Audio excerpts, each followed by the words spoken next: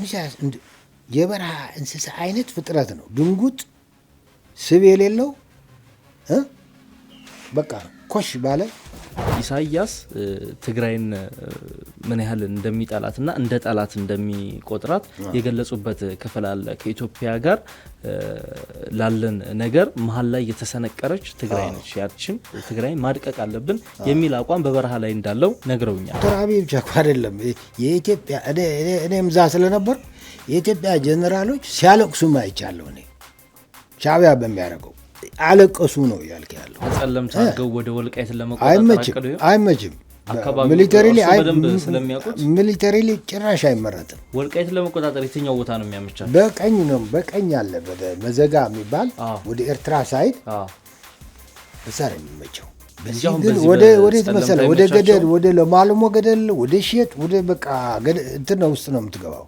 ይሄ ማይጸብሪ አልፋ አደርቃይ ለማልሞ ከመሬት ጋር ነው ዝንጀሮ ነው ከመሬት ጋር እንትን የሚል እንጂ ሰው በዛ ሄደ። ግን ኢትዮጵያ ደግሞ ወራሪ ናት፣ የባዕድ ገዢያችን ናት። ስለዚህ ዋጋውን መክፈል አለባት። እቺ ኢትዮጵያ ዋጋዋን ለማስከፈል ግን መመሃል አንድ ደንቃራ አለ፣ ትግራዋይና ትግራዋይ የሚባል የነው አስተምሯቸው። ከአማራ ያን የነበረው መስተዳድርና ምክር ቤትና የአስመራው ሻዕቢያ ማለት ነው እስከ ፌደራል መንግስት የማያውቀው ስምምነትም አድርገው እንደነበረ የአማራ ክልል መንግስት ነው ይህን ስምምነት ያደረገው። የአማራ ክልል መንግስት መስተዳደር ስሙ ነው ፒኤልኤፍ አሁን መቀሌ ያለው እንጂ አንድ ነገር ብሎ ፓብሊክ አድርጎ እስካልወጣ ትግራዋ ሻዕቢያ ማለት ነው። ትግራዋ ሻዕቢያ ማለት ነው። ምክንያቱም ታዛዥ ነው፣ አስፈጻሚ ነው፣ ሂዱ ጥረጉ ተብለዋል። ኢሳያስ እኮ የሚፈልገው እነዚህን አቀናይቶ የአማራውን የትግራይም የራሱ ኃይል ደግሞ በተለይ አዲስ አበባ ለመድረስ ተቃርበዋል ሲባል ይሁ ብሎ ሊገባ ይመስለኛል እንትኑ ላይ ያለው። እስከዛ ምንድን ነው ምክር ይሰጣቸዋል፣ ትእዛዝ መመሪያ ይሰጣቸዋል፣ ትጥቅ ይሰጣቸዋል። ብዙ ያልተነገረ ጉድ አለው። አረመኔ ነው ሰውየው። ኢንትሮዲውስ ያደረገው ነገር እሱ የቫንጋርድ የሚባለው የኤርትራ ትውልድ ኢሳያስ ነው የጨረሰው። በጦርነት ከሞቶ በላይ ኢሳያስ የገደለው ሊበዛ ይችላል። እንደዚህ አድርገው ትግራይን መከለል ከተከዜ እንዳታልፍ አድርጎ የወልቃይት ሞራ የሚለውን በሁለቱ በአማራ ቁጥጥር ሆኖ ሻዕቢያ ግን በጣም ደጋፊ ሁነኛ የሆነ ደጋፊ ተራ ሊጫወት ሊያሰለጥን ሊያስታጥቅ ሁሉ ነገር ማለት ነው። የተወሰነ ስልጠናም በወልቃይት አካባቢ ሳይሰጡ እኮ አይቀሩም።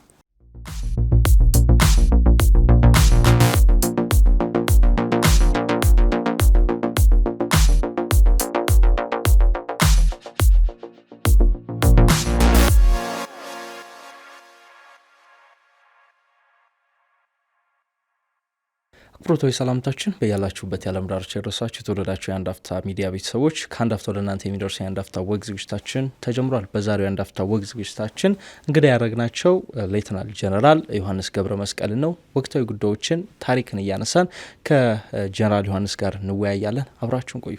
ጀነራል እንኳን ደህና መጡ። እንኳን ደህና ቆየኝ። ባለፈው በጣም መጽሐፉትን በተመለከተ አዙሪት የተሰኘው መጽሐፍ በተመለከተ ኢንተረስቲንግ የሆነ ውይይት አድርገናል። ከዛም በኋላ በድጋሜ እንግዳ እንዳደርጎት የተለያዩ ጥያቄዎች እየመጡልኝ እየቀረቡልኝ ነበር። በድጋሜ ስላገኘሁት በጣም ደስ ብሎኛል። አመሰግናለሁኝ። ከሰሞኑ ጠቅላይ ሚኒስትር አብይ አህመድ በፓርላማ ቆይታ ነበራቸው። እርሶም እንደተከታተሉት አውቃለሁኝ በርከት ያሉ ጉዳዮችን አንስተዋል። ውይይታችንን በዚህ እንጀምር ብዬ ነው።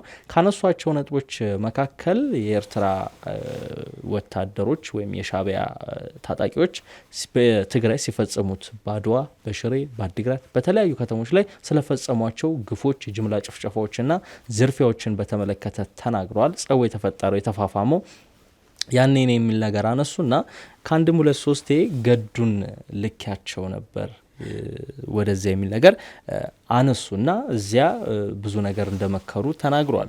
እርስዎ ደግሞ መጽሐፎት ላይ አንድ ባለፈው ሳናነሳው ያሻገር ነው አንድ ጉዳይ አለ። በመጽሐፎት ላይ በተደጋጋሚ የሚጠቀስ ነገር ልክ የኢትዮ ኤርትራ እርቅ ከተፈጸመ በኋላ የሻዕቢያ መንግስት ከፌዴራሉ መንግስት በላይ ጥብቅ ግንኙነት የፈጠረው ከአማራ ፖለቲከኞችና ከአማራ ክልል መንግስትና ከአማራ ኃይሎች ጋር እንደነበር መጽሐፎት ላይ በተደጋጋሚ ጠቅሰዋል። ምንጮቹንም በመጥቀስ እርሶ ማለት ነው። መች ነው የተጀመረው የአማራና የኤርትራ ኃይሎች ግንኙነት? የአማራ ክልል ባለስልጣናትና የሻዕቢያ ግንኙነት መች ነው የተጀመረው? ስምምነታቸውስ ምን ነበር? በመጽሐፉ ላይ የተጠቀሰም ነገር ስላለ አመሰግናለሁ። ያው እንዳልከው እንግዲህ በመጽሐፉ ላይ ትንሽ መጽሐፉም ሳይዙም ተለቅ ብለዋል፣ ሰፋ ያለ ነው። እና በእያንዳንዱ ርዕስ ሙሉ እንትን እየሄደ ነው ዲስከስ የሚያደርገው ብዬ አይደለም ወስደው፣ ግን ያው አዙሪት ነው መጽሐፉ ውስጥ ያለውም ወይ አዙሪት የሚለውን የሚመልሱ መልስ ለመስጠት ጥረት የሚያደርጉ ጉዳዮች ናቸው የሚለው ነው። እና እንግዲህ አሁንም አዙሪት ነው። ምክንያቱም ጠቅላይ ሚኒስትር አብይ ለውጡ ከመጣ በኋላ እና ጠቅላይ ሚኒስትር የኢትዮጵያ ጠቅላይ ሚኒስትር ከሆኑ በኋላ አንድ ትልቅ እኔም እዛ ላይም ሪፍሌክት አድርገዋለሁ መጽሐፉ ላይ ለ20 ምናምን ዓመታት በኢትዮጵያና በኤርትራ ሰው ሰራሽ ግንብ ነበር። ያ ግንብ ያልተነገረለት ዋጋ አስከፍለዋል። ኤርትራና ኢትዮጵያ ምንም አይነት ግንኙነት የለም። ህዝቡም በቦርደር ያለ እንግዲህ እኛ የአርሶ አደር ሀገር ነን። ሰው ሰራሽ ቦርደሮች ከፋፍለውን ካልሆነ የተጋባ ህዝብ፣ አብሮ የሚኖር ህዝብ፣ አንድ አይነት ቋንቋ ያለው ህዝብም ያው በቦርደር እንትን ብሎ በተፈጠረው በኢትዮ ኤርትራ ጦርነት ሰበብ ተደርጎ በኢትዮጵያና በኢህአዴግና በሻዕቢያ በተፈጠረው ቅራኔ 20 ዓመት የዘለቀውን ቦርደር የመጀመሪያ እኔም ሴሌብሬት ያደረኩት ለህዝቡ ብዬ ነው፣ ለአርሶ አደሩ ብዬ። አርሶ አደሩ ላይ የነበረው ፕሬዠር አውቃለሁ፣ ነጋሪ አልፈልግም። እና ያፍርስ ሲል በቃ ትልቅ ድል አድርጌ የወሰድኩት ከነንከኑ ማለት ነው። አዎ፣ ግን ለአርሶ አደሩ እንትን ይሰጠዋል፣ ፋታ ይሰጠዋል። በቃ የተኩስ ቀጠና ነው፣ የፈንጅ ቀጠና ነው፣ የስትሬስ ቀጠና ነው 20 ዓመት ሙሉ። ደግሞ ለኢትዮጵያ ህዝብ ደግሞ አይነገርም። ባይዘወይ በጣም አንዱ መጥፎ ገጽታው እንደዚህ አይነት ሁኔታ በዛ አካባቢ ለሚኖሩ የማህበረሰብ ክፍሎች የኤርትራም ይሁኑ የትግራይም ይሁኑ ኢትዮጵያውያን ህዝቦች ማለት ነው አይነገርም። እና እሱ ፍርስ ሲል እኔ በጣም እንትን አደረኩት። በቃ እንደዛ መጀመሩ ከዛ የቲፒኤልኤፍ ከዚህ መቀሌ ገብቶ ፕሮፓጋንዳው ያው ሁላችን የምናውቀው እየተካረረ ሲሄድ ሻዕቢያ ደግሞ ከመንግስት ጋር ከኢትዮጵያ ጋር በአካልም የመምጣት የመጎብኘት ነገር ነበር እና ዶክተር አብይ ባለፈው ከጦርነቱ ጋር በተያያዘ በሻዕቢያ ሰራዊት ሲደረግ የነበረውን ነገር ከዛ ነው የሚጀምረው ምስል ነው ያዳመጥኩት። እውነቱ ነው።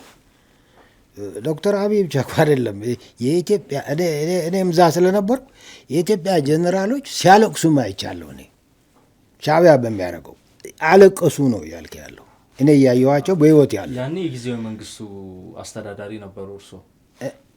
እኔ የዛ ቲም መንበር ሆኜ ሄጃለሁ፣ ግን ዶክተር ሙሉ ነበረ ሄዱ። አዎ፣ ከዛ ሰራዊቱ ደግሞ እዛ ስራ አለ፣ ጦርነት አለ፣ ሁከት አለ አይደለም። አሁን ሽሬ ሄድኩና ከመቀሌ ሽሬ ሄድኩ። ሽሬ ሄጄ እዛ ያገኘሁት የኢትዮጵያ ጀነራል እኔን ሲያይ ጀነራል አየህ ሻዕቢያ ገብቶ እያረገን ያለ ብሎ እንባ እንትን አረገ፣ እንባው ፈሰሰ። ይሄ ምንድን ነው የሚያሳየው? ዶክተር አብይና ኢሳያስ ብቻ አይደለም እንትኑ ታችኞቹም ጋር በየእንትናቸው እንትን ነበራቸው። በሻዕቢያ አንድም ደስተኞች አልነበሩም ብቻ ሳይሆን ቅሬታ ነበረ። ስለዚህ ዝም ብሎ ላይ ብቻ የተንጠለጠለ አይደለም። ምናልባት መጽሐፉ ላይም አንድ እንትን ያልኩት ደግሞ ከጦርነቱ በፊት ብዙም አልተነገረም። እኔ ያውቃለሁ። እኔ ደግሞ በዚህም በዚያም ውሸት ነው የሚሉ ከሆነ ቻሌንጅ ሊያደርጉት ይችላሉ። ግን ሻዕቢያ ወደ አዲስ አበባ በአካል ከመጡ በኋላ ምልልሶች ነበሩ። ምልልሶቹ ወደ አዲስ አበባና አብዛኛው ወደ ጎንደርና ባህር ዳር ነው። ወደ ጎንደርና ባህር ዳር የነበረው ምልልስ በተለይ ከአማራ ያን የነበረው መስተዳድርና ምክር ቤትና የአስመራው ሻዕቢያ ማለት ነው እስከ ፌዴራል መንግስት የማያውቀው ስምምነትም አድርገው እንደነበረ የአማራ ክልል መንግስት ነው ይህን ስምምነት ያደረገው። አዎ የአማራ ክልል መንግስት መስተዳደር እና አስመራ። የስምምነቱ ይዘት ደግሞ ምንድን ነው? ሁለቱ ግሪቫንስ አላቸው። ሁለቱ በትግራይ ላይ ኢሊቱ ማለት ነው። ህዝቡ ላይ አይደለም እንዴ? ህዝብ እኮ በወሰድከው እየሄደ ነው እኮ እየተቸገረ ያለ እንጂ ችግሩን አያውቅም። ኤኒዌይ በኢሊቱ ላይ የኤርትራም ዘሴም ነው። የሻዕቢያና ባህር ዳር የነበረ የቆየ ግሪቨንስ አላቸው እና በዛ ግሪቨንስ ምክንያት ፌዴራል መንግስት ሳያሳውቁ እኔ እስከማውቀው ስምምነት አድርገው ተፈራርመው ነበር ነው የተፈራረሙት። ይዘት ደግሞ አሁን ፕሮፓጋንዳው እየጦዘ አይደለም። መቀሌ፣ ኤገነስ፣ አስመራ እንደ አዲስ አበባ ፕሮፓጋንዳው እየጋለ ነው። ጦር አውርድ ነው ይዘቱ የነበረው። አዎ ጥላቻ ነው። በቃ እንትን ነው። ትግራይም በዚህ መጡብን እያልካ ወከባ ነው። በዚህም ግሪቫንሱ አለ። ግሪቫንሱ ኮመን ግሪቨንሱ የአስመራና የባህር ዳር ስምምነት እንዲፈራረሙ እንዳደረገ ነው የማውቀው። መጽሐፉ ላይ ማስቀምጫዋለሁ። ስህተት ነው ካለ ሰው እንትን ሊያደርገው ይችላል። እንዲያውም ይዘቱ ደግሞ ከባህር ዳር ሰዎች እንደሆነ ያገኘሁት ይዘቱ ደግሞ ቲፒኤልኤፍ ከተከዘ እንዳያልፍ ለማድረግ በወልቃይት አካባቢ ጠንካራ ታጣቂ ኃይል መፍጠር፣ ጠንካራ ታጣቂ ኃይል በመፍጠር በስልጠናም በትጥቅም ሻዕቢያ እንደሚደግፍ እንደዚህ አድርገው ትግራይን መከለል ከተከዘ እንዳታልፍ አድርጎ የወልቃይት ሁመራ የሚለውን በሁለቱ በአማራ ቁጥጥር ሆኖ ሻዕቢያ ግን በጣም ደጋፊ ሁነኛ የሆነ ድጋፊ ተራ ሊጫወት ሊያሰለጥን ሊያስታጥቅ ሁሉ ነገር ማለት ነው። የተወሰነ ስልጠናም በወልቃይት አካባቢ ሳይሰጡ እኮ አይቀሩም። እሱ ደህና የተከዜ ዘብ ለሚባለው ኃይል ነው ወይስ ሌላ እንጃ። ይሄ የተከዘ ከየት ጀምሮ ወዴት መጣ አላውቀውም፣ ግን እሱም ሊሆን ይችላል። ብቻ እዛ ኃይል በመፍጠር የሻዕቢያ ታጋዮች ስልጠና ይሰጡ እንደነበረ ሰማ ነበር። ለማንኛውም ዋናው የስምምነቱ ይዘት በሴኩሪቲ ከተከዘ እንዳያልፉ ይህንም የሚመክት ኃይል መፍጠር፣ ሰው አማራ ሊያቀርብ፣ ትጥቅና ሙያ ስልጠና ሻዕቢያ ሊሸፍን፣ አንዱ ስምምነት ይሄ ነው። ሁለተኛው ስምምነት አሁን ያኔ ቦርደሩ ፎርስ የለም፣ ግን ኢሳያስ በትግራይ አድርጎ የፖርት ንብረት የማሳዋ ንብረት አለ አይደለም፣ ያኔ ሊሰራ የሚችል ወደብ ባጸ ነው። የባጸ ንብረት በትግራይ አድርጎ እንዲያልፍ አይፈልግም። የትግራይ መሬት እንዲረግጥ አይፈልግም። ምንድነው የተስማሙት? በባጸ የሚመጣው ከመርከብ እንደተራገፈ ወደ መሀል ሀገር የሚመጣው በአስመራ አድርጎ ወደ ምዕራብ ኤርትራ ሄዶ ባርካ የሚባል ወደ ሁመራ ይሻገርና በሁመራ አድርጎ ወደ ጎንደር ወደዚህ ሊመጣ ኢኮኖሚክ እንትኑ ነው ይሄ። ጥሬ ሀብት ደግሞ ከአማራ ክልል ኤርትራ የሚፈልጉት አለ። ጤፍ ይፈልጋል፣ ባህር ዛፍ ይፈልጋል፣ የእንስሳት ነገር ብዙ ነገር ነው የሚፈልገው ጥሬ ሀብት።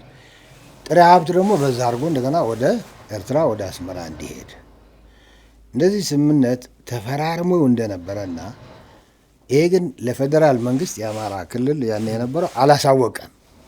ከዛ እንትኑ ሸልኮ ወደ ጠቅላይ ሚኒስትር አብይ መጣ ማለት ነው። ዘግይቶ ነው የደረሳቸው ጠቅላይ ሚኒስትሩ። ይሄ መረጃ ጊዜው እርግጠኛ አይደለሁም፣ ግን ኢንፎርሜሽኑ ደረሰው እና በጣም ተናዶ እንዴት ገነስ ኮንዲሽን እንዴት እንደዚህ ታደርጋላችሁ ብሎ አቦርት እንዳረገው። ስለዚህ ምንድነው ይሄ መንግስት የማይፈልገው ኢሳያስ እድል ካገኘ በቃ እንደዚህ አይነት ህገወጥ ነገር በመስራትም ሲሰራ አትስማማም አይደለ እንዴ? ወደ ቅራኔ ነው የምትገባው። እንዲያውም ይሄ ሊከፋ ይችላል። ኦፍኮርስ የትግራይ ጦርነት ነው፣ ከባድ ነው። ይህ ስምምነት የተፈራረሙት ከሰሜኑ ጦርነት በፊት ነው ነው። አዎ ከጦርነቱ በፊት እኮ ነው። ከእርቁ በኋላ ማለት ነው። ከኢትዮ ኤርትራ እርቅ በኋላ ኢትዮ ኤርትራ እርቅ በኋላ እንትን አልነበረም። አስመራ እና ባህር ዳር ምን ነበረ መሰለ፣ ምክር ቤቶች ይሄዳሉ ወደ አስመራ፣ ከአስመራ ይመጣሉ ኳስ ተጫዋቾች፣ ከባህር ዳር ወደ አስመራ ይሄዳሉ፣ ከአስመራ ይመጣሉ ዘፋኞች፣ እኛ የምናውቃቸው የሻዕቢያ ትግርኛ መጥተው ይዘፍኑለታል። ባህር ዳር አማርኛ መዝፈን አይችሉም። ትግርኛ መጥተው ባህር ዳርን ሲያሞቋት ያድሩ ነበር። ዚስማች ሄደው ነበር ያን እና ያኔም እንትን ሆነዋል ልልህ ፈልጌ ነው። እንደዚህ እናረጋለን አታረጉም እና ይህንንም ነው ብሎ እንትን እንዳደረገው ጠቅላይ ሚኒስትር መለስ ነው የማውቀው። እና ከተቆጠረ ብዙ ነገር ሊኖር ይችላል ከኢሳያስ ጋር በጦርነቱም ከጦርነቱ በፊትም ራሱ በኢትዮጵያ ላይ እንደዚህ አይነት ነገር ፈጥሮ ለማቃወስ ነበር የሚሄደው። ያው እዚህ ላይ እግረ መንገድ ባጭሩ ማለት የምፈልገው ምንድን ነው፣ እኛ ያው በኋላ ልናወራው እንችላለን። የሆነ ግሪቫንስ ሲኖረን የሆነ ችግር ሲኖረን ማቆሚያ የለንም። ኤርትራ ኮይስ ባዕድ እኮ ናት አይደለ እንዴ? ዲክሌር ሌላ ሀገር ባንዲራ አላት ኒውዮርክ ሀገር ናት አይደለ? ግን አማራ ግሪቫንስ ኤገንስት ትግራይ ኦር ኤገንስት ቲፒኤልኤፍ የአማራ ኤሊት ግሪቫንስ ኤገንስት ቲፒኤልኤፍ ነበረ። ይህንን ግሪቨንስን ልታወጣ ግን ከውጭ ኃይል ጋር ሄደህ እንትን ታደርጋለህ።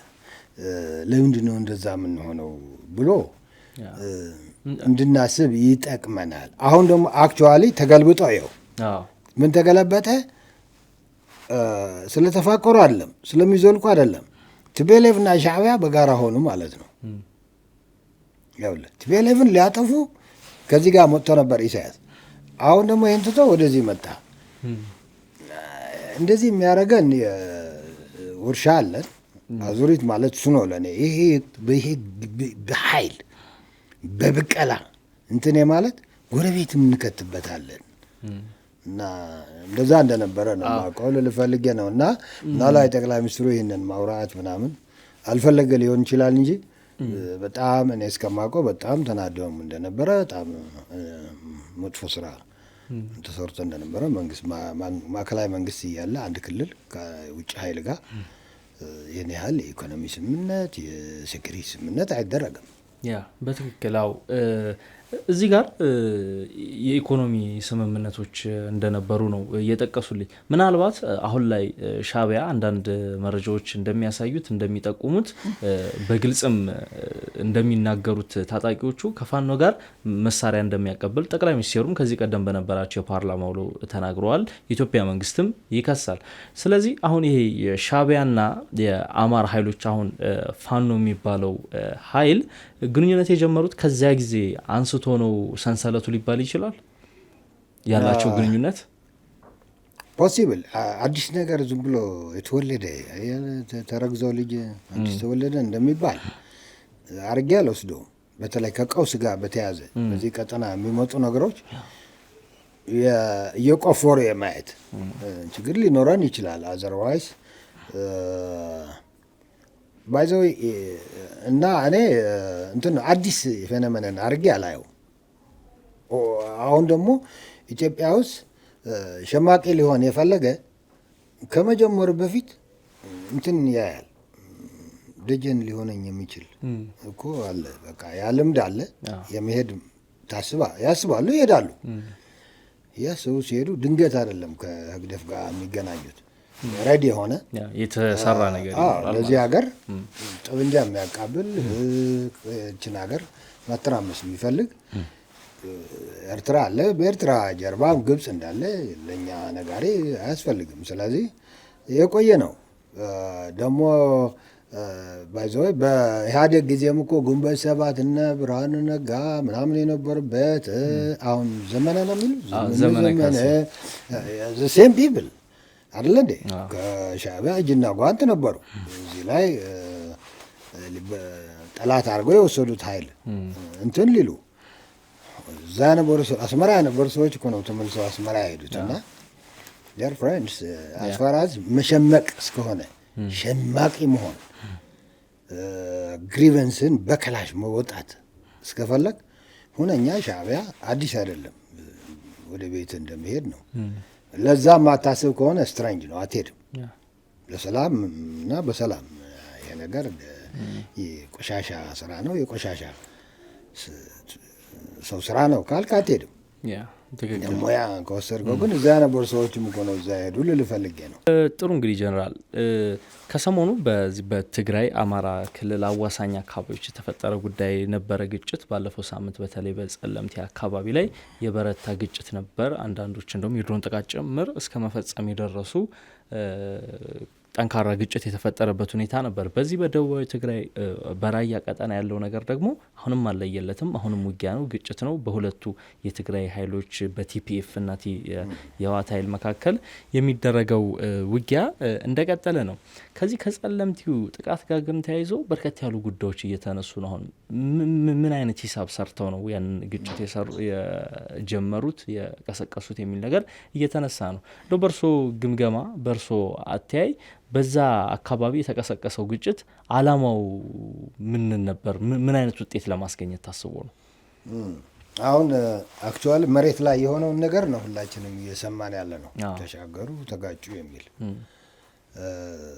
ወጣቱም ዋጋ ከፈለ፣ እንደገና ተመለሱ ይባላል። መከላከያ ጋር የነዚህ ቲፒኤፍ የሚል አሁን ትግራይ ደግሞ በፎርስ በሚል በጣም ከሳይዟ በላይ በቃ ፓርቲዎች አሉ 20 ምናምን የሆኑ ሁለት ደግሞ ቲዲኤፍ ቲፒኤፍ ወደሚል በፕሪቶሪያ ስምምነት ቶሎ ብሎ መልክ መያዝ የነበረበት ወደ ሌላ አቅጣጫ ሄዶ ለሁለት ተከፍለዋል እና ያ ከነሱ ተከፍለው የወጡት ታጣቂዎች በዛ ሳይድም አሉ ይባላል፣ በዚህ በደቡብም አሉ ይባላል፣ ያው በዚህ በአፋርም አሉ። እኔ ሳየው ጸለምቲ ተሻግረህ ተነጋግረህ በሰላም የሆነ ነገር ማድረግ ትችላለህ በሰላም። በታጣቂ ግን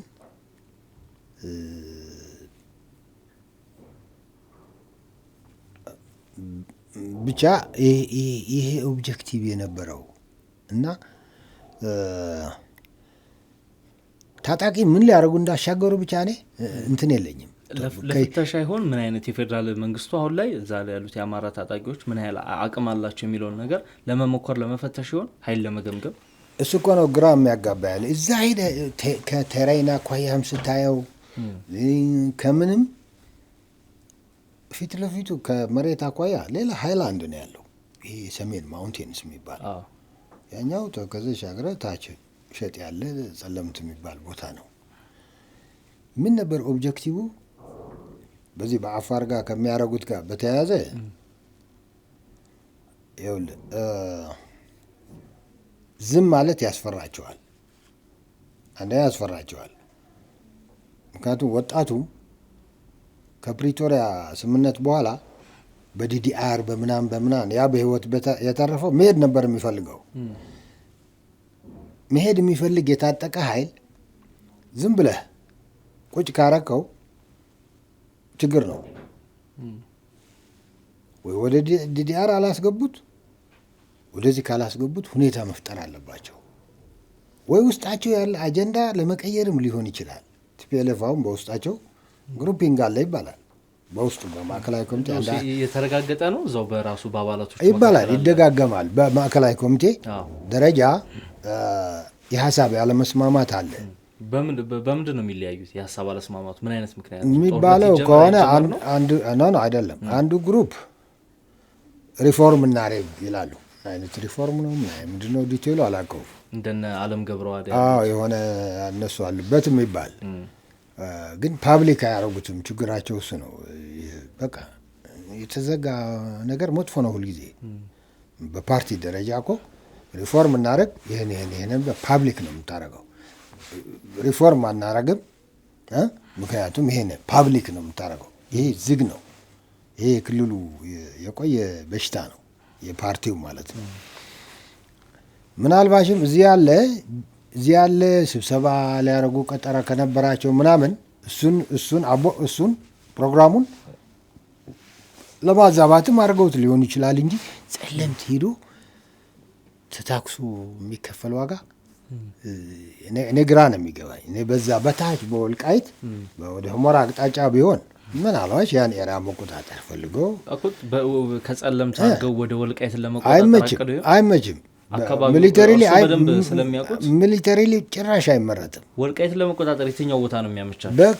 በቀኝ አለ ወደ መዘጋ የሚባል ወደ ኤርትራ ሳይድ እዛ ነው የሚመቸው። በዚህ ግን ወዴት መሰለህ? ወደ ገደል፣ ወደ ለማልሞ ገደል፣ ወደ ሼጥ፣ ወደ በቃ እንትን ነው ውስጥ ነው የምትገባው። ይሄ ማይጸብሪ አልፋ አደርቃይ ለማልሞ ከመሬት ጋር ነው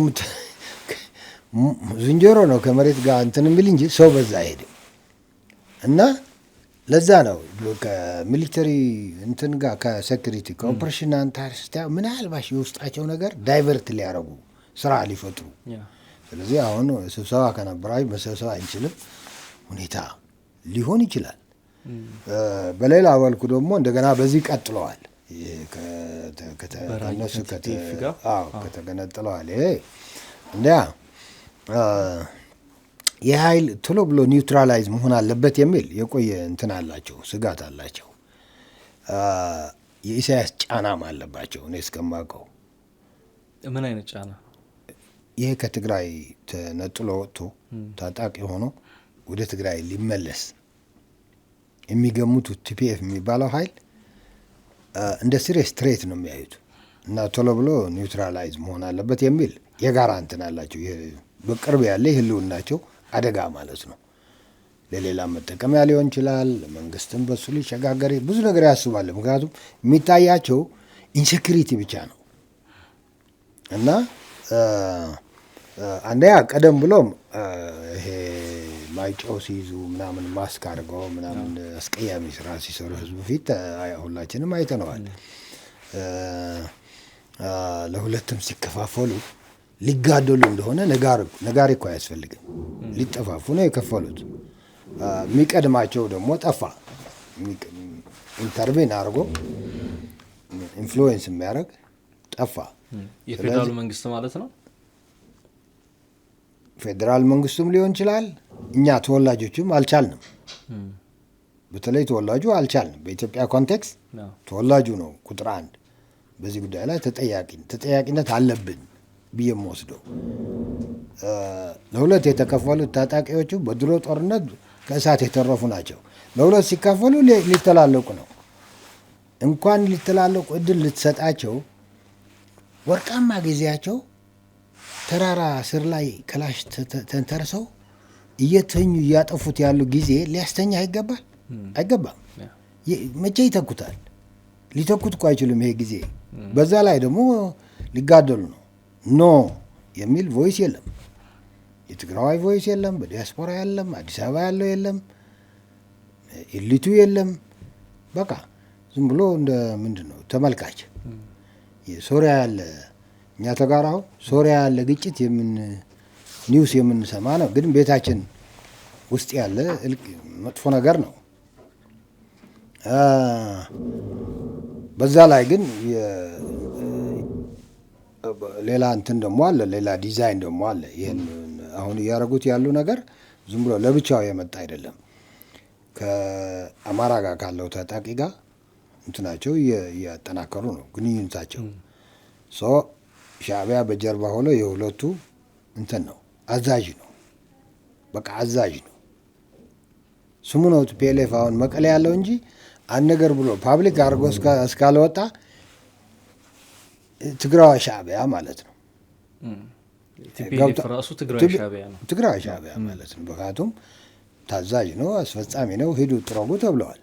ኢሳያስ እኮ የሚፈልገው እነዚህን አቀናይቶ የአማራውም የትግራይም የራሱ ኃይል ደግሞ በተለይ አዲስ አበባ ለመድረስ ተቃርበዋል ሲባል ይው ብሎ ሊገባ ይመስለኛል እንትኑ ላይ ያለው። እስከዛ ምንድን ነው ምክር ይሰጣቸዋል፣ ትእዛዝ መመሪያ ይሰጣቸዋል፣ ትጥቅ ይሰጣቸዋል። ኢሳያስ የሚሰጣቸው የኤርትራ ምርት ብቻ ነው ወይስ የግብፅም አለው የሌላም አለው? ያው ከገበያ ምንም ልታመጣ ፋይናንሻል አንዱ ሊያመጣ ይችላል። ኢሳያስ ገዢ ሊሆን ይችላል፣ ከራሱ ስቶር የሚያወጣው ሊሆን ይችላል። የሆነ እድል አለው እና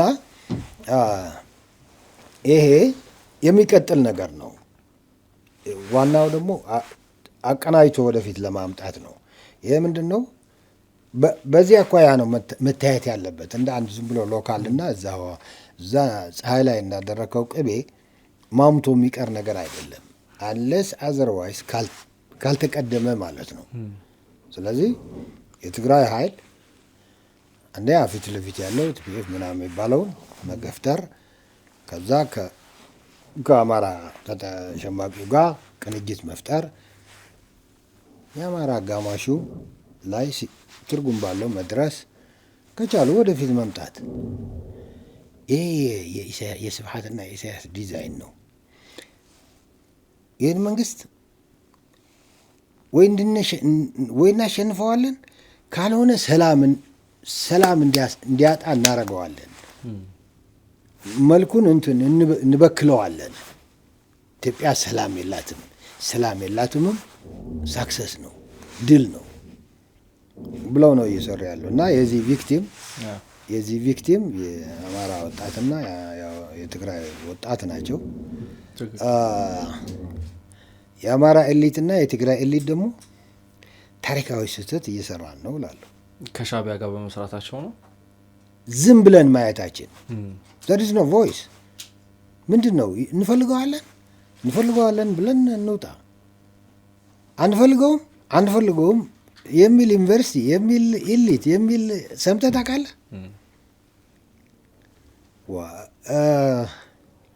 ይቅርታ እንዲደረግልኝ እየጠየቁ በዚህ አጋጣሚ እኔም ማምነው ማለት ነው። መቀሌ ዩኒቨርሲቲ እኮ አክቲቭ ነበረ በጦርነቱ አክቲቭ። እንደዚህ ያሉ ዩኒቨርሲቲዎች እያየን መቀሌ ላይ የሚጋገረው ሁሉ የጥፋት ዲዛይን ነው። ያኔ ጦርነቱ ጊዜ አሁንም ከጦርነቱ በፊት በጦርነቱ ጊዜ ያው ሁሉ ነገር ፈራርሰዋል። ዳት ታይም የዩኒቨርሲቲ ዶክተር ምናምን ሄደ፣ ታገለ፣ ከላሽ ተሸከመ። ከዚህ ስም ይገኝ ይሆን ከዛ ዩኒቨርሲቲ የሚያክል ዋን ኦፍ ዘ እንትን ደግሞ በትላልቅ ዩኒቨርሲቲ የሚባሉ የሉ የሆነ ስኬል አላቸው አይደለ? በሀገር ውስጥ ካሉት እኮ መቀሌ ዩኒቨርሲቲ ደረጃው ቀላል አይደለም። ጦር አውርድ ብሎ ከጦርነቱ በፊት የነበረው የጦር አውርድ ፕሮፓጋንዳ አክቲቭ ነው። ሰምተህ እንዳልሰማህም እኮ ከሆንክ አክቲቭ ነህ፣ ደግፈኸዋል። ግን አክቹዋሊ ደግሞ ከዛ ሄደው ተሳትፈው በቃ የፈለገ ስም የሚሰጠው መከተ ነው ይበሉት፣ የፈለጉ ይበሉት። ግን የዩኒቨርሲቲ ስራ አይደለም። ዩኒቨርሲቲ ማለት እኮ እውቀት ነው፣ ምርምር ነው፣ ሪሰርች ነው። አካባቢህን የማያሰራ ከሆነ ጸጥታ የደፈረሰበት ከሆነ እኮ ፕሮቴስት ማድረግ የለብም። በደዚህ አይነት ኢንቫይሮንመንት አልሰራም፣ እዘጋዋለሁ። ጦርነት እየመጣ ነው። ይህ ሆስታይል ፕሮፓጋንዳ አልሸከምም። ኦኬ፣ ጦርነት መጣ፣ መቀሌ ተመልሰው ገቡ፣ ወደ መሀል ሀገር ቀጠሉ። ኦኬ፣ ያኔ ፋንክሽናል አልነበረም፣ ፓራላይዝ ሆነዋል አይደለም። ከፕሪቶሪያ በኋላ ስራ ጀምር ተባለ። እየሰራን አይደለም ዩኒቨርሲቲዎች ትግራይ መቀሌ ዩኒቨርሲቲም ስራ መቀሌ ግን ስቲል ትውልድ የሚያጠፋ ነገር የሚጋገርባት ናት። አይናቸው እያየ ነው የሚጋገረው አይደለም። መቀሌ ዩኒቨርሲቲ እንደዚህ ያለ የሚል ሰምተህ ታውቃለህ? እንደዚህ ባለ ሁኔታ እኔ አልሰራም። የዓለም ዩኒቨርሲቲዎች እኮ ነው ከጎኑ ላይ የሚሰለፉት። ታሪክ እኮ ነው የሚሆነው። there must be peace otherwise peace በሌለበት ሰላም በሌለበት እንዴት አድርጌ ነው የካምፓስ ተማሪ ማስተምረው? አይቶ እንዳላየ ጸጥ ነው። እና በጣም ጉዳቱ ከባድ ነው ልል ፈልጌ ነው። ኢሊቱ ስልህ በኢንስቲትዩሽን ደረጃም ስታየው ማን የት አለ? መቀሌ ዩኒቨርሲቲ መቀሌ አለ። የአሁን በአፋር በለው በዚህ በለው የትውልድ ወጣት እያጠፋ ያለ ዝም ብሎ እዛ ጠረፍ ላይ መጥቶ የተፈጠረ ሀሳብ አለ። መቀሌ የተጋገረ ነው። አይኑ እያየ ማለት ነው። ተሰውሮ ስውር ነው? ኧረ አይደለም። እና አስፈሪ ነው እንትናችን። ዩኒቨርሲቲ ደጃፍ ጦርነት ይጋገራል። ዩኒቨርሲቲው ጸጥ ካለ አይገርምም? ዩኒቨርሲቲው ካምፓስ ውስጥ 6,000 ቁስለኛ ነበረው መቀሌ ዩኒቨርሲቲ። እነሱን ስራ ጀምሩ ሲባሉ 6,000ን አውጥተው ነው ተማሪ አስገብተው ስራ የጀመሩት። ይህንን ያየ ዩኒቨርሲቲ እንደገና አሁን በቃ ካምፓስ ውስጥ መሆን አለበት ሁሉ ነገር እዛው መቀሌ ውስጥ የሚጋገረውን ነገር እያየ የካምፓስ ውስጥ ቮይስም የለችም። እነሱ በሆን ዘጋዋለሁ። እንዴት አድርገህ ታስተምራለህ? ባይሆን ኢንቴሌክቹዋሊ ቦልድ ሆነ ነው የምትወጣው። ስቶፕ ነው የምለው ወይ አልችልም። ዓለም ይወቀው፣ የዓለም ኢሊት ወቀው። ከኔ የተማሩ በእንደዚህ አይነት ኢንቫይሮንመንት መዋሸት የለብኝም ነው ማለት ያለብህ አይደለም። ግን ያለ ችግራችን ከባድ ነው። እና ይህ ለምሳሌ ነው ያነሳሁልህ እንጂ አዲግራት ዩኒቨርሲቲ አለ፣ አክሱም አለ፣ ማይጨው አለ፣ የአማራ ክልሎችም ዩኒቨርሲቲ አለ፣ ደብረ ታቦር አለ። ምን ደጃፉ ላይ የማይተኮስበት ዩኒቨርሲቲ እኮ የለንም። ወራር ዘይ ወደ በኋላ ከምናነሳቸው አጀንዳዎች መካከል የሚሆን ነው። አሁን ስለዚህ ስለ ሰሞንኛው ስላሉት ግጭት በዚህ በደቡባዊ ትግራይም በጸለምቲም ስላለው ነገር ስናነሳ አንድ ነገር እያነሳን ነበር። እርሶም እያነሱልኝ ነበር በተደጋጋሚ። እንደውም ህዋትን የገለጹት ትግራዋዩ ሻዕቢያ ነው አሁን ትግራይን እያስተዳደራት ያለው የሚል ነገር አንስተውልኛል። መጽሐፎት ላይ አንድ በጣም የሚገርመኝ ነገር አለ። ኢሳያስ ትግራይን ምን ያህል እንደሚጠላትና እንደ ጠላት እንደሚቆጥራት የገለጹበት ክፍል አለ። ከኢትዮጵያ ጋር ላለን ነገር መሀል ላይ የተሰነቀረች ትግራይ ነች፣ ያችን ትግራይን ማድቀቅ አለብን የሚል አቋም በበረሃ ላይ እንዳለው ነግረውኛል። ሻዕቢያ ወይም ኢሳያስ አፈወርቂ የሻዕቢያው ፕሬዚዳንት ትግራይ እንዴት ነው የሚያዩት? ከትግራይስ ምንድን ነው የሚፈልጉት? ትክክል ነው። እኔ ሳህል የእነሱ ናቅፋ ሄጄ ያየሁት ብዙ ሰዎች ያየነው ነው። የእነሱ ልጆች በስንት ዓመተ ምህረት ማለት ነው? 1974 ቀይ ኮከብ ዘመቻ ጊዜ ማለት ነው። እና በጀርባ ሻዕቢያ ልትታደጉ ሄዳችሁ? አዎ ያኔ በደጀን ይባላል ከምሽግ ጀርባ እዛ ላይ ልጆች አሉ የሚያስተምሩበት እንትኖች አሏቸው። 10 ዓመት አይደል እዛ የተቀመጡት። እና እዛ በትምህርታቸው ውስጥ ታሪክ ሲያስተምሩ ኤርትራን ቆንጆ አድርገው ይስሏታል። አንድ ድራማ ማሳይተውን ነበር ኢትዮጵያና ኤርትራ የሚል። ኢትዮጵያ አድርገው ያመጧት መነኩሴ ሆና መልኳም በቃ ሰው ነው ለእኔ ግን በእነሱ እንትን ነው እየነገርኩ ያለው። አስቀያሚ ሆና እንድትታይ መልኳ ነው የምልህ ፊዚካሊ። ኢትዮጵያ ሆና ነው እንትኑ የምትሰራው ድራማ። ኤርትራ ሆና የምትሰራ ደግሞ ወጣት ምን የመሰለች አርጎ ሲያሳዩን ቁጭ ብለን ያየ ነው። ለእኛ ነው ያሳዩን ማለት ነው። እንደዛ አድርገው ከዛ ምንድን ነው የሚያሳዩ? ኤርትራ ማለት በሁሉም መናዋ ሀብት ብርቅዬ ነገር፣ ኢትዮጵያ ማለት ደግሞ የሆነ በቃ ቁምጥምጥ ያለች ምንም ነገር የሌላት ማለት አለባበሷ ምን አቀራረቧ የልጅቷ እስካሁን ጭንቅላቴ ውስጥ አረሳው። አሁን ይሄን በድራማም ለእኛም ማሳዩን ማለት ነው። አይተን ምንም አላልንም። ገና ወደ ውጊያው እየሄድን ነው። ወደ ምሽጋችን ገባን። እዛ ያለን ግን የትምህርት ስርዓታቸው አንዱ የታዘብኩት ስለ ኢትዮጵያ ሲያስተምሩ በአስቀያሚ ገጽታ እና ዩዝለስ ነገር በቃ ዝም ብለህ ምንም ትርጉም ልትሰጣት ማትችል እና ኢትዮጵያን ግን ኢትዮጵያ ደግሞ ወራሪ ናት፣ የባዕድ ገዣችን ናት። ስለ ዋጋውን መክፈል አለባት።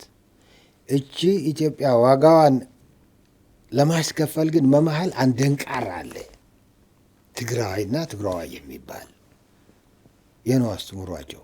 ስለዚህ ይሄ ደንቃራ እንትን ነው፣ እንቅፋት ነው። እሱን እንዴት ነው ደንቃራ የሆነችባቸው ትግራይ? አሁን ብዙ ነገር ይላሉ። ከራስ አሉላ እንትን ጋርም ያያይዙታል። ለምሳሌ ራስ አሉላ 10 ዓመት በአፄ ዮሐንስ ጊዜ እነሱ እዛ የሄዱት በባህር አድርጎ አብዛኛው ኢትዮጵያ የሚወሩ ኃይሎች ድርቡሽ በለው ጣሊያን በለው ምናምን በባህር ነው የሚመጡት። ሩታቸው እሱ ነው፣ እውነታቸው ነው። ስለዚህ በኤርትራ መሬት ነው የሚመጡት። ስለዚህ ኤርትራ ደግሞ ኢትዮጵያ ናት። በያኔው ጊዜ ኢትዮጵያ ናት። ኢትዮጵያን ሊከላከሉ እዛ ነው መሄድ ያለባቸው አይደለም። ስለዚህ እዛ ስለ አሉላ ሲያነሱ ራሱ ቅፍፍ እያላቸው ነው የሚያነሱት።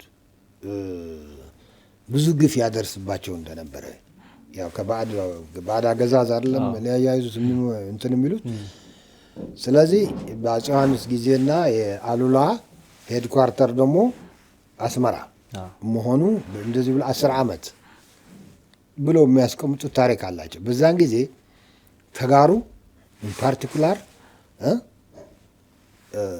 ጉዳት አድርሶብናል። ቂም ልንይዝ እና ፍዳ ነው የሚባለው እንዲከፍሉ የሚያደርግ ከትውልድ ወደ ትውልድ መወራረስ መሸጋገር ያለበት የሚል አስተምሮ አላቸው። ቨሪ ስትሮንግ አንዱ ነው። ሁለተኛ መጽሐፉ ላይ ማይተው ከሆነ ከአድዋ ታሪክ ጋር በተያያዘም በጣም አስቀያሚ እንትን የውሸት ታሪክ አለ ፈጥረው እንደነ ተስፋ የውሸት ግን ትውልዱ ቻሌንጅ እስካላረጉት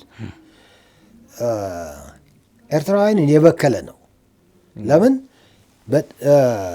በአድዋ ጦርነት ጊዜ አበሻ ጣሊያንን ሲያሸንፍ ጣሊያኖችና ኤርትራውያን ደግሞ ከእሱ ጋር አስካሪ ተብሎ ወታደሮች ነበሩ። ከጣሊያን ወደ ሶማሊያ ሲሄድ ወደ ሊቢያ ሲሄድ ጣሊያን የሄደባቸው ብዙ ኤርትራ ተቆጣጥረዋል ስለነበረ ከዛ እንትን አስገድዶ ይሁን የራሱ እንትን አለው። ግን ብዙ ኤርትራዊ ወታደር ነበረው። ፉት ሶልጀር ነው ግን ኦፊሰር አያደረገውም። እና በአድዋ ጦርነትም ትርጉም ያለው ታጣቂ ነበረ። ከጣሊያን ጋር ውጊያው ተካሄደ። አጭር ጊዜ ውጊያ ነው የነበረው። ግን ምርኮኞች ነበሩ። ከምርኮኞቹ የኤርትራ ዜጋ ያላቸው አሉ፣ ጣሊያኖቹም አሉ። ከዛ ምንድን ነው አስተምረው ምኒልክ አሉላ ምርኮኞቹ ምን ላረጋቸው አለውና የጣሊያን ዘር የሆኑት ምርኮኛ ለብቻ አስቀምጣቸውና ከጣሊያን ጋር አነጋገራለሁ። ኤርትራውያን የሆኑ ከሱ ጋር መጥተው የወረሩን ግን አንድ እጃቸውና አንድ እግራቸው እየቆረጥክ እንዳይመለሱ ላካቸው አለውና አፄ ምኒልክ ሚስታቸው እቴጌ ጣይቱ ነው የሚባል እቴጌ ጣይቱ አሉላ ራስ መንገሻ እንደ ፊልም ሊያዩ እንደዚህ ቁጭ ብለው ከዛ በገጀራ ቆራጮች አንድ ባንድ እየሳቡ ይቆርጡታል። ከቆረጡት በኋላ ዘይት ውሃ የሚፈላለ ያ የተቆረጠው እጁ እግሩ ጥለው ያንን ወደዛ ይነክሩት ይከቱትና ይደርቃል። የሚገርም ድራማ ነው።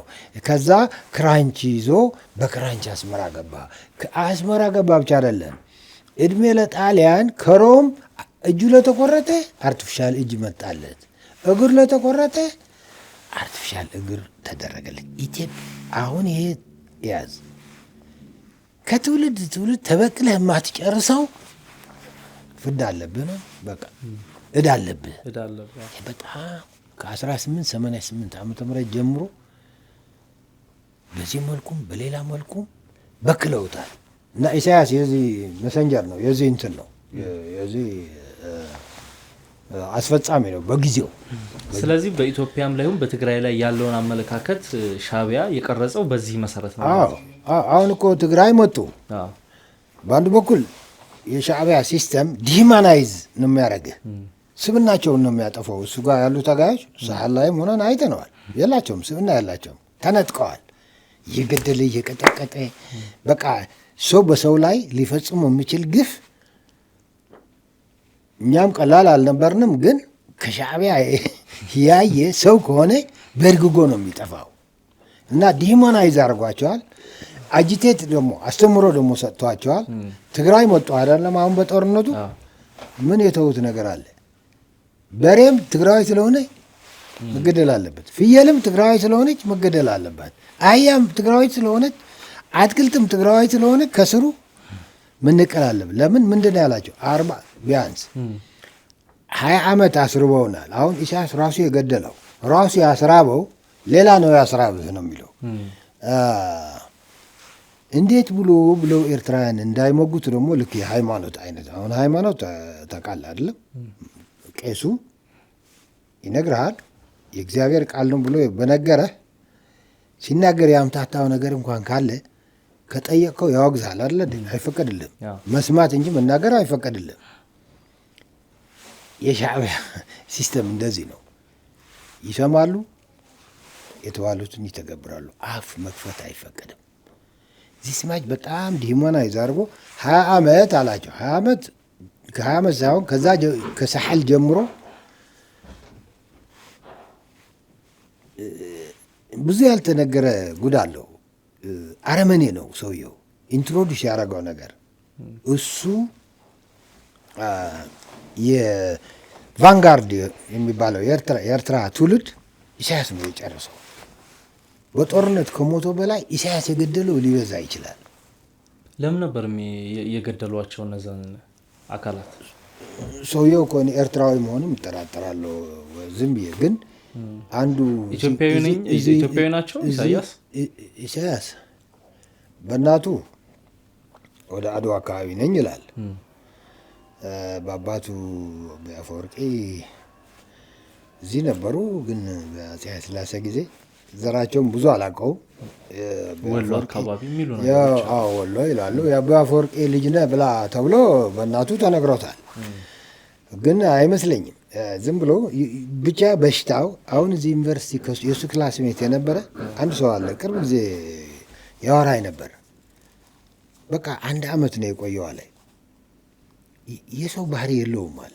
በቃ አይጠጋንም፣ አይዞሌትድ ነው፣ ስትሬስድ ነው እና በቃ እንደዚህ ነበር ካምፓስ ውስጥ የምናውቀው። እንደ ሌላው ሰው አላለም ትምህርት ቤት ላይ ታርጎ ሶሻላይዝ የሆነ ነገር ምናምን አይደለም። እና እንደዚህ ነበረ ብሎ ሲያወራኝ የዛት ጋይ እንትን ይዞት የመጣ ነገር አለው። እና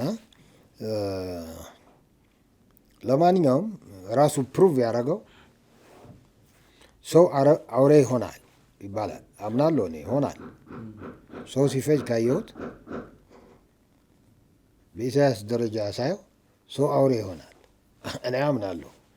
ወዶ ነው አስቦ ነው ምናምን ነው ፎርጌት ኢት። ተግባሩ ግን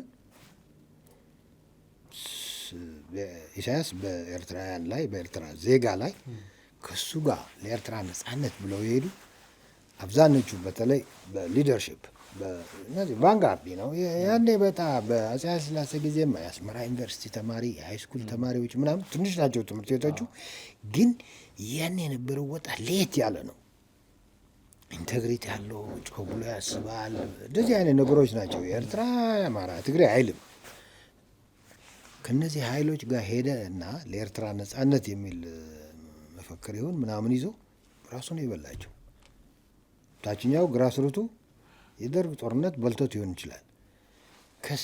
ከመካከለኛ ወደ ላይ ያሉትን ግን በየተራ ራሱ ነው የበላቸው። ለስልጣኑ ስጋት ሲሆኑ እዛ ደግሞ የማየው ይገርምሃል። ለምሳሌ አስመራ ገቡ። አስመራ ከገቡ በኋላ ስልጣን ከያዙ በኋላ በዓለምም አገር ተብላ አገር ነሽ ከተባለች በኋላ የበላቸው የሱ ቲም ናቸው። ሳህልም እንደዛ ነበር የሚበላው። ጥያቄ አንስተዋል። በእርግጥ አስመራ መጡና ስለ ህገ መንግስት ጥያቄ አመጡ፣ ስለ ሰላም ጥያቄ አመጡ፣ ስለ ቅራኔ አያያዝ አመጡ። መልሶ በአንድ ሌሊት በላቸው እና አካባቢው እንትን አድርጎ የሚኖር እንትን የምትባል እንስሳ አለች። የበረሃ እንስሳ ስብ የለውም ይባላል። ምንድነው? ድንጉጥ ነው። ኢቨን አጋዘን ምንድነው የሚባል በአማርኛ አጋዘን ናት አላቅም። ጥንቸል ምናምን የምትላቸው ስብ የላቸውም። ለምን? ድንጉጦች ስለሆኑ ሁልጊዜ እንደሮጡ ነው። ሌሊት አንዳንድ ጊዜ በሌሊት ሊሮጡ ሁልጊዜ አንሰርታይን ስለሆኑ ገደል ውስጥ እየገቡ የሚሞቱ የበረሃ እንስሳ በብዛት አሉ። እና እንደዚህ ብለው ስብ የላቸውም። አሁን የበረሃ እንስሳ አይነት ፍጥረት ነው ድንጉጥ፣ ስብ የሌለው በቃ ኮሽ ባለ ነፃ ሀገር ናት። እሱ ላይ ምንም እኔም ዋጋ ከፍዬላ ለኤርትራውያንም እነግራቸዋለሁ። ከኔ በላይ ሞራል የላችሁም። ሰላም ሰው የሚኖርበት ይሁን። ይሄ የሌለበት ነፃነት ምንድን ነው ነው? ኤርትራ የገጠማት ግን የኛ ላይ የምናየው አዙሪት የለም ቀውስ የሆነ ሰይጣኖች የሚፈጥር ኤርትራ ላይ ደግሞ ያው አይኑ አፍጥጦ ታየዋለህ ኢሳያስን ስታይ ማለት ነው። በጣም የሚገርም ጉዳይ ነው። መጽሐፎትም ላይ በተለይ ስለ ሻዕቢያን የተመለከቱ ዘርዘር ያሉ ጉዳዮች አሉ። በዚህ አጋጣሚ በስፋት እንዲህ አይነት ጉዳዮችን የታሪክ መረጃዎችና ማስረጃዎችን ማግኘት ከፈለጉ ተመልካቾቻችንም አዙሪት የተሰኘ መጽሐፍ አለ ባለፈው ዓመት የተሰራጨ።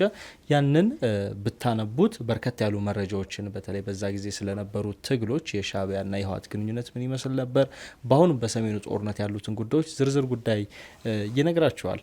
እንድታነቡት እኛም በዚሁ አጋጣሚ እንጋብዛለን። ጀነራል እንደው የመጨረሻ ምንለያይ ምናልባት የምታነሱት ሀሳብ አንድ ሁለት ሀሳብ ካለ እድል ልስጥ። ምንድነው አሁንም መጀመሪያ እንዳነሳው በተለይ ኦሮሚያ ላይም ችግር አለ። አማራ ፕሮፓጋንዳው የሽምቅ ህውከቱም አዝማሚያው ጥሩ አይደለም። ትግራይ ያው የምናየው ሀቅ ነው። ሰላምን እንደ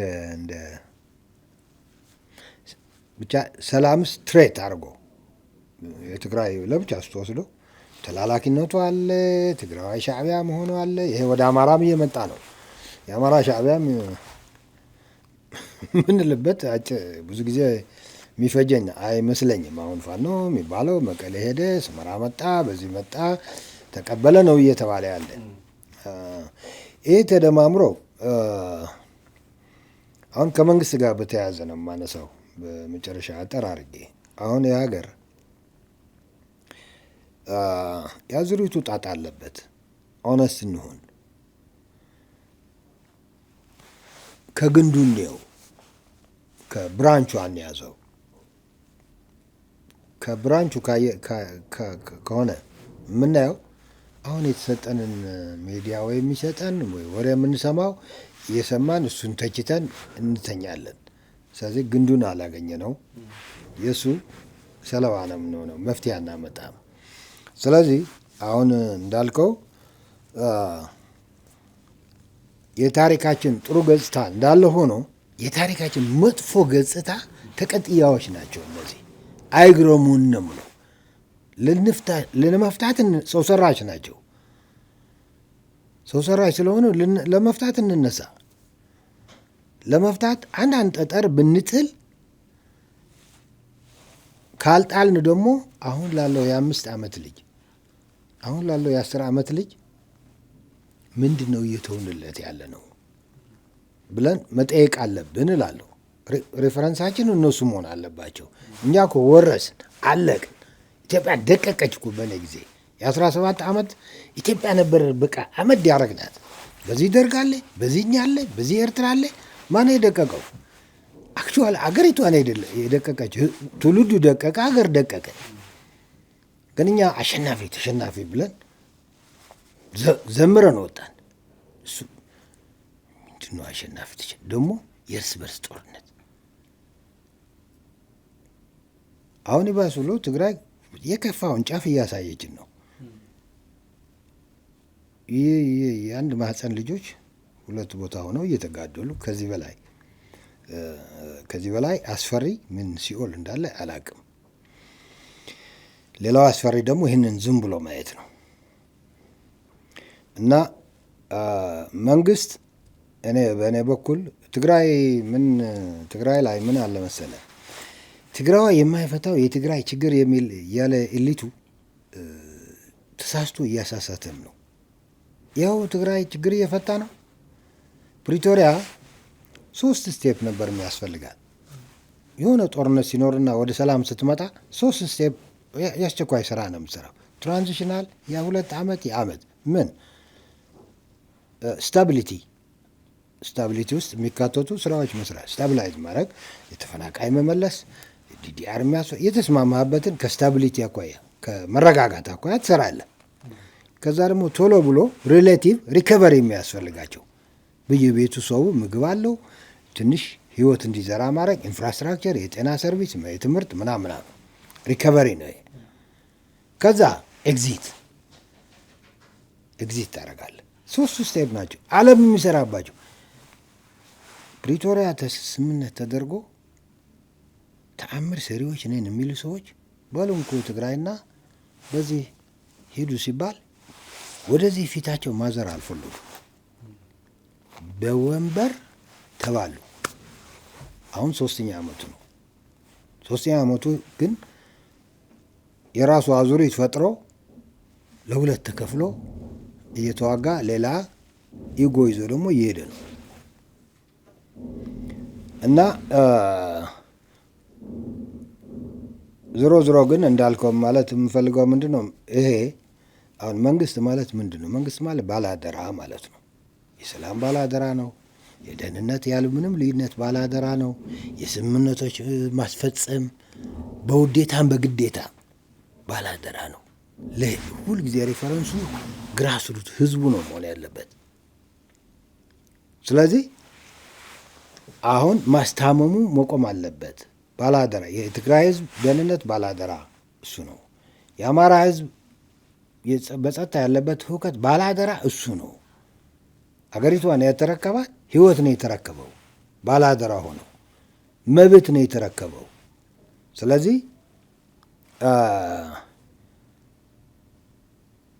ኮንዲሽናል መሆን አለበት። ድርድር የሚባሉ መነጋገር የሚባሉ ለምሳሌ ወልቃይት አንድ የልዩነት ቦታ አይደረ አማራና ትግራይ ባይዘው የአማራ ኤሊትና የትግራይ ኤሊት አጀንዳ ነው፣ የህዝቡ አይደለም።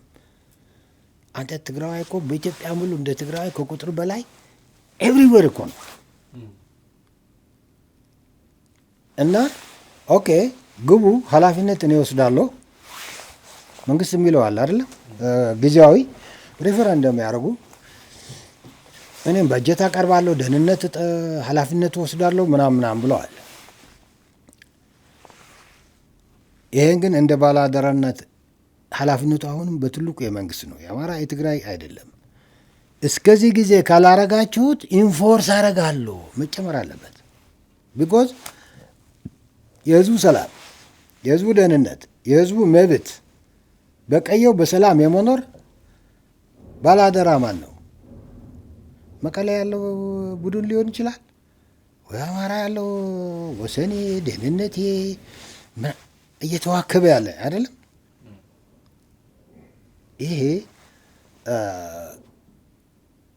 ይህንን ሳነሳው ከጸጥታ አኳያ ነው። ሰሜኑ ዊዝ ኮንዲሽን ነው መያዝ ያለበት። ምክንያቱም ህዝቡ የፈለገ ፕሮፓጋንዳ ይነዛበት የፈለገ ይባል፣ መጨረሻ ባላደራው ፌዴራል መንግስት ነው። ክልሎች አሉ፣ ፌዴራል አወቃቀር አለ አይደለ እንዴ? ክልሎችም እኮ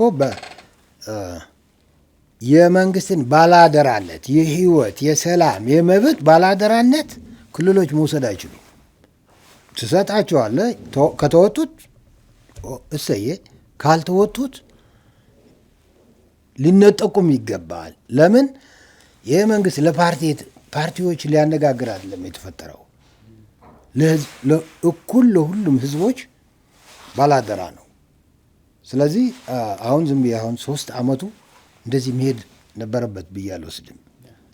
አንደኛ እሱ ነው። ይሄ ባላደራነት ግን በብዙ ነገርም ይሰራል።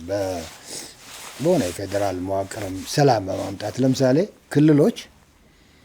ክልላችንን ለምን ከሸማቂ ነጻ አናረግም ብለው ጥያቄ ሲያነሱ አልሰማው። ለፌዴራል መንግስት መተው የለባቸውም። ፌዴራል መንግስት የራሱ ክልሎች ደግሞ ህብረተሰቡና ያላቸውን ሪሶርስ ይዘው ክልላችን ከሸማቂ ነጻ ማድረግ እንችላለን አንችልም፣ ፕራዮሪቲ አጀንዳ የኦሮሚያ መሆን አለበት፣ የአማራ መሆን አለበት፣ የትግራይ መሆን አለበት፣ የአፋር መሆን አለበት። አሁን በአፋር የምሰማቸው ነገሮች ወደ ሻዕቢያ ወደዚህ ገባ ወጣ አለ።